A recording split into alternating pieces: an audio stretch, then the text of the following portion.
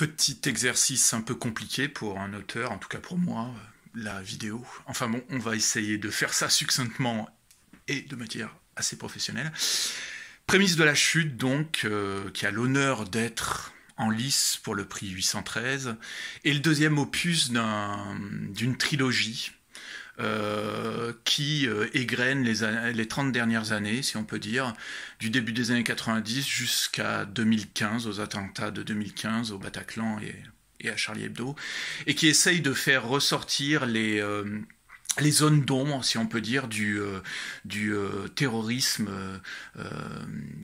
d'obédience islamiste, le djihadisme qui a frappé donc la France en 2015. Prémisse de la chute s'attelle à une période qui va de 1996 à 2001, jusqu'au 11 septembre 2001, et on essaye de suivre et de comprendre la montée en violence, en puissance qui a donné en fait les attentats du World Trade Center et du Pentagone le 11 septembre 2001.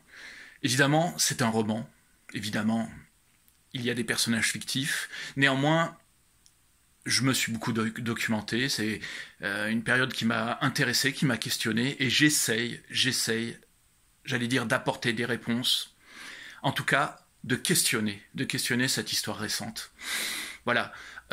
C'est un livre qu'on peut lire indépendamment des deux autres opus. Peut-être qu'il vaut mieux le lire après avoir lu le premier et avant d'avoir lu le troisième.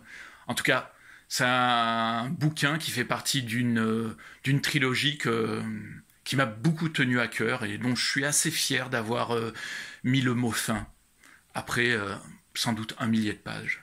Voilà. En espérant que le plus grand nombre de lecteurs le découvrent, le deuxième opus, Prémisse de la chute, mais aussi les deux autres précédents et suivants. Merci, au revoir.